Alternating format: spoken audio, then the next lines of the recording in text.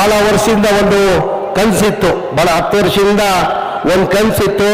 ಇವತ್ತು ನಮ್ಮ ರಾಜ್ಯದ ಮುಖ್ಯಮಂತ್ರಿ ಆದಂಥ ಸಿದ್ದರಾಮಯ್ಯ ಅವರು ಇವತ್ತು ನೆನಸನ್ನ ಮಾಡಿದ್ರು ಅಂತ ಹೇಳಕ್ ಬಯಸ್ತಾ ಇದ್ದೀನಿ. 2015 15, 16, 17, 18 ಈ ಮನೆಗಳು ಸ್ಯಾಂಕ್ಷನ್ ಆಗಿರೋದು. ಅದಾದ್ಮೇಲೆ ಒಂದು ಮನೆನೂ ಸ್ಯಾಂಕ್ಷನ್ ಮಾಡಕ್ ಸಾಧ್ಯ ಆಗಿಲ್ಲ, ಒಂದು ಮನೆನೂ ಕೊಡಕ್ ಸಾಧ್ಯ ಆಗಿಲ್ಲ.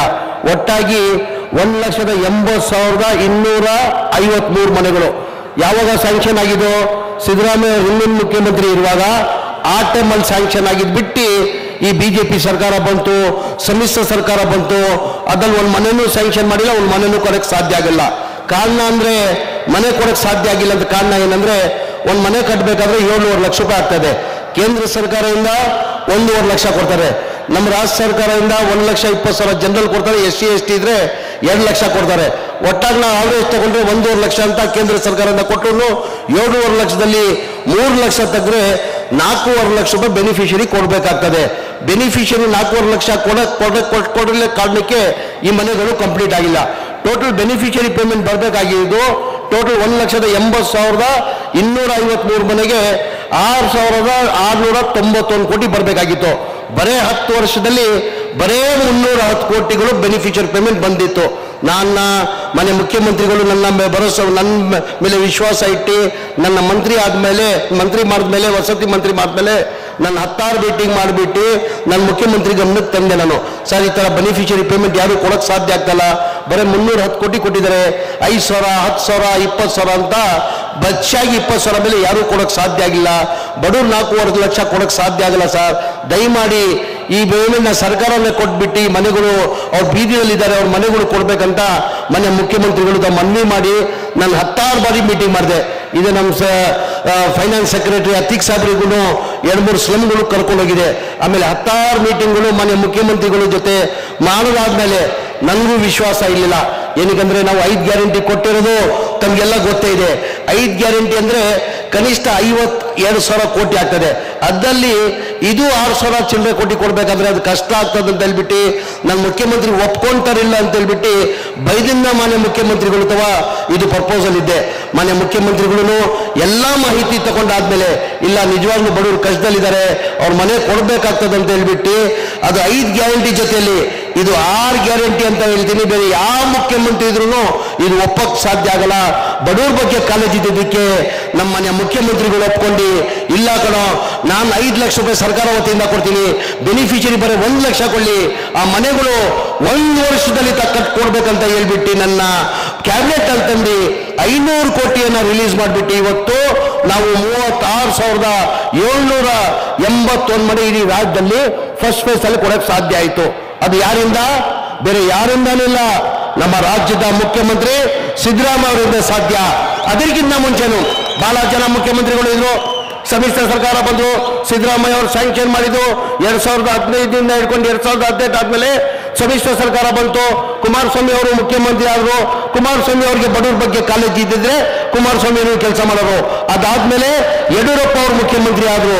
ಯಡಿಯೂರಪ್ಪ ಅವರು ಬಡವರ ಬಗ್ಗೆ ಚಿಂತನೆ ಇದ್ದಿಲ್ಲ. ಅದಾದ್ಮೇಲೆ ಬಸವರಾಜ ಬೊಮ್ಮಾಯಿ ಅವರು 2 ವರ್ಷ ಮುಖ್ಯಮಂತ್ರಿ ಆಗಿದ್ರು, ಅವರು ಬಡವರ ಬಗ್ಗೆ ಚಿಂತನೆ ಮಾಡಿಲ್ಲ.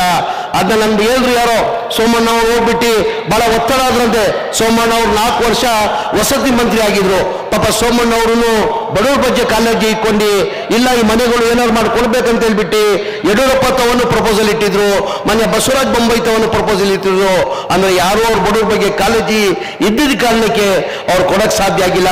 ಬಡವ್ರ ಬಗ್ಗೆ ಇದ್ದಿದ್ದ ಕಾಳಜಿಗೋಸ್ಕರ ಮನೆ ಮುಖ್ಯಮಂತ್ರಿಗಳು ಒಪ್ಕೊಂಡು 6,100 ಕೋಟಿ ಬಡವ್ರು ನಾನು ಕೊಡ್ತೀನಿ 1 ವರ್ಷದಲ್ಲಿ ಕಂಪ್ಲೀಟ್ ಮಾಡ್ಕೊಡಿ ಅಂತ ಇವತ್ತು 500 ಕೋಟಿಯನ್ನು ಬಿಡುಗಡೆ ಮಾಡಿ ಇವತ್ತು ಆ 36,789 ಮನೆಗಳು ಇವತ್ತು ಕೊಡ್ತೀವಿ.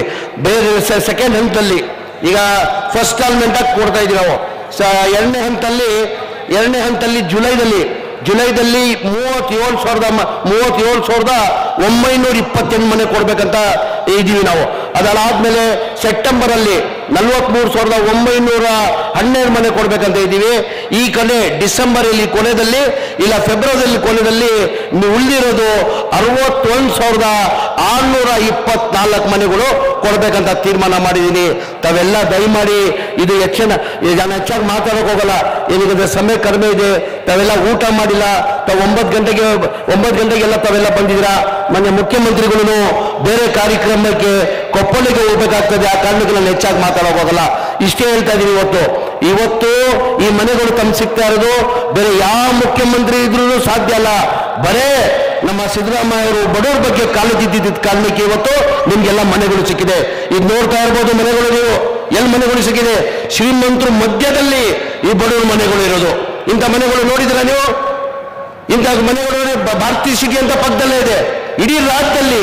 ಈಗ ನಿನ್ನೆ ಯಾರೋ ನನಗೆ ಕಲಬುರಗಿಯಿಂದ ಯಾರೋ ಫೋನ್ ಮಾಡಿದ್ರು, ಸಾರ್ ಕಲಬುರಗಿಯಲ್ಲಿ 1000 ಮನೆ ಕೊಡ್ತಾ ಇದ್ದೀರಾ, ಪ್ರೈವೇಟ್ ಅಪಾರ್ಟ್ಮೆಂಟ್ ಇಂದ ಮನೆಗಳು ಚೆನ್ನಾಗಿದೆ ಸರ್ ಅಂತ ಹೇಳ್ಬಿಟ್ಟು ಇಡೀ ರಾಜ್ಯದಲ್ಲಿ ಈ ತರ ಮನೆಗಳು ನಾವು ಕಟ್ಟಿ ಕೊಡ್ತಾ ಇದ್ದೀವಿ. ಹಾಗಾಗಿ ಮನೆಯ ಮುಖ್ಯಮಂತ್ರಿಗಳು ತಾವ ಮಣ್ಣು ಮಾಡ್ಕೊಳ್ಳೋದು, ಉಳಿದಿದ್ದ ದುಡ್ಡನ್ನ ತಾವು ಬೇಗ ಬಿಡುಗಡೆ ಮಾಡಿದ್ರೆ ಈ ವರ್ಷದಲ್ಲಿ ಉಳಿದಿಗಿರೋದು ಮನೆಗಳು ಕೊಡ್ತೀನಿ ಅಂತ ಹೇಳ್ತಾ, ನೀವು ಇನ್ನೊಂದು ಬಾರಿ ಎಲ್ಲ ನಮ್ಮ ಜನತೆ ಪರವಾಗಿ ನನ್ನ ಪರವಾಗಿ ನಾನು ಹೃದಯದಿಂದ ಅಭಿನಂದನೆಗಳು, ಧನ್ಯವಾದಗಳು ನಮ್ಮ ಮುಖ್ಯಮಂತ್ರಿಗಳು ಸಲ್ಲಿಸ್ತೀವಿ. ಅದ್ರ ಜೊತೆಲಿ ನಮ್ಮ ಅತೀಕ್ ಸಾಹೇಬ್ರಿಗೂ ಫೈನಾನ್ಸ್ ಸೆಕ್ರೆಟರಿ ಅವರು, ಅತೀಕ್ ಸಾಹೇಬ್ರು ಇಲ್ಲ ಕೆಲಸ ಆಗ್ತಾ ಇಲ್ಲ ಸರ್.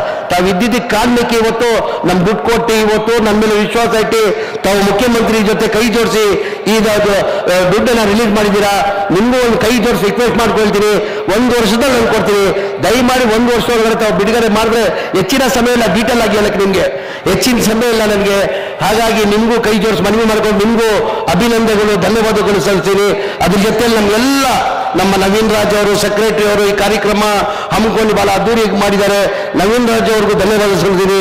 ಹೆಚ್ಚಾಗಿ ನನ್ಗೇನು ಇಷ್ಟ ಆಯ್ತಂದ್ರೆ ನಮ್ಮ ಸ್ಲಮ್ ಬೋರ್ಡ್ ಕಮಿಷನರ್ ವೆಂಕಟೇಶ್ ಅವರು, ಸ್ಲಮ್ ಬೋರ್ಡ್ ವೆಂಕಟೇಶ್ ಅವರು ಪಾಪ ಈ 2 ತಿಂಗಳಲ್ಲಿ ರಿಟೈರ್ ಆಗ್ತಾರೆ.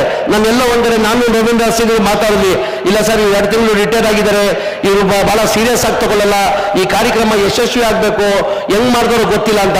ನಂಬ್ತಿರೋ ಬಿಡ್ತಿರೋ, ನನ್ಕಿಂತ ಸೆಕ್ರೆಟರಿಯಿಂದ ಚೇರ್ಮನ್ ಹೆಚ್ಚಾಗಿ ನಮ್ಮ ಪಾಪ ವೆಂಕಟೇಶ್ ಅವರು ಸ್ಲಮ್ ಬೋರ್ಡ್ ಕಮಿಷನರ್ ಕೆಲಸ ಮಾಡಿದ್ರ. ನಿಜವಾಗ್ಲೂ ಹೃದಯದಿಂದ ನಾನು ಮಂತ್ರಿಯಾಗಿ ನಿಮಗೆ ಹೃದಯದಿಂದ ಅಭಿನಂದನೆಗಳು, ಧನ್ಯವಾದಗಳು ಸಲ್ಲಿಸ್ತೀನಿ. ನಿನಗಂದ್ರೆ ಯಾರೂ ಇಂಟ್ರೆಸ್ಟ್ ತಗೊಳ್ಳಲ್ಲ.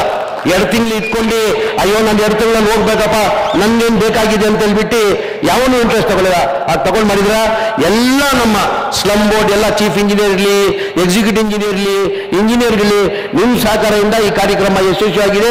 ನಿಮ್ಗೆಲ್ಲ ಧನ್ಯವಾದಗಳು ಸಲ್ಲಿಸಿ ನನ್ನ ಮಾತು ಮುಗಿಸ್ತೀನಿ. ಜೈ ಹಿಂದ್, ಜೈ ಕರ್ನಾಟಕ.